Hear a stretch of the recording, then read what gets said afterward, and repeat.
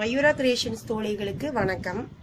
இன்னைக்கு நான் ஆரி ஒர்க்லயே zigzag stitch எப்படின்னு சொல்லி தரேன். எப்பவும் போல நம்ம silk thread எடுத்துட்டு இந்த மாதிரி லாஸ்ட்ல முடிச்சு போட்டுட்டு நம்ம இந்த விரல்ல சுத்திக்கோங்க. இதுக்கு நம்ம 14 நம்பர் ஊசி தான் நம்ம யூஸ் பண்ண போறோம். போடுறேன் பாருங்க.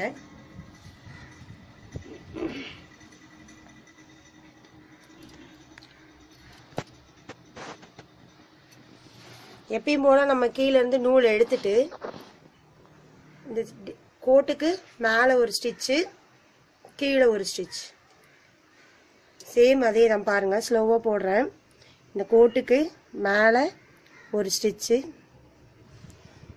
கீழ ஒரு ஸ்டிட்ச். இதுதான் zigzag ஸ்டிட்ச் பாருங்க.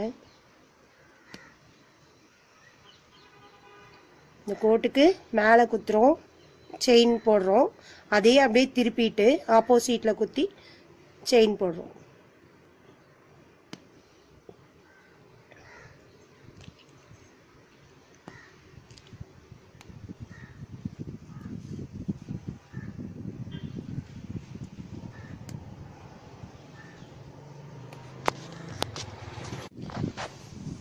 அடுத்து நம்ம பார்க்கறது இந்த zigzag ஸ்டிட்ச் தான்.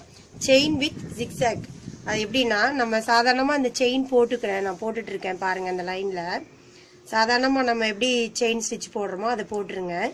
அது மேலேயே நம்ம இந்த zigzag போட போறோம், அவ்வளவுதான், வேற ஒன்றும் இல்லை. போடுறேன் பாருங்க. இந்த ஸ்டிட்ச் நமக்கு எதுக்கு யூஸ் ஆகும்னா, நம்ம பிளவுஸ் வந்து கட் ஒர்க் பிளவுஸ் போடுறோம் இல்லைங்களா, அதுக்காக நம்ம இந்த ஸ்டிட்ச் யூஸ் பண்ணுவாங்க. நான் அப்புறம் எப்படி கட் ஒர்க் பண்ணுறது அப்படிங்கிறத நான் அடுத்தடுத்த வீடியோவில் நான் உங்களுக்கு சொல்லித்தரேன். இது சேம் அதே தான். zigzag நீங்கள் எப்படி போடுறீங்களோ அதே மாதிரி தான் நீங்கள் இதுலேயும் போட்டுகிட்டே வரணும்.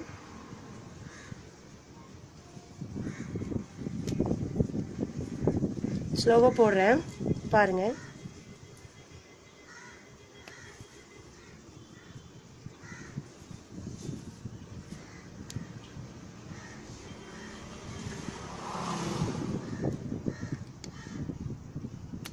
இந்த ரெண்டு ஸ்டிட்ச்லயே நான் உங்களுக்கு ரெண்டு டிசைன் போட்டிருக்கேன், அதையும் பாருங்க எப்படி இருக்குன்னு.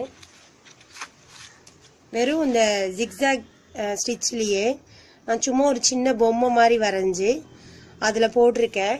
அதை வந்து சும்மா டிசைன் கொடுத்து இந்த சார்ட்டில் ஒட்டி உங்களுக்கு காமிக்கிறதுக்காக போட்டிருக்கேன். அடுத்தது பாருங்க, இந்த செயின் வித் zigzagல ஒரு சின்ன பூ மாதிரி போட்டுட்டு ஃபுல்லாக இந்த zigzag ஸ்டிட்ச் போட்டிருக்கேன். பார்க்கவே எவ்வளோ அழகாக இருக்குது பாருங்கள். தேங்க்யூ.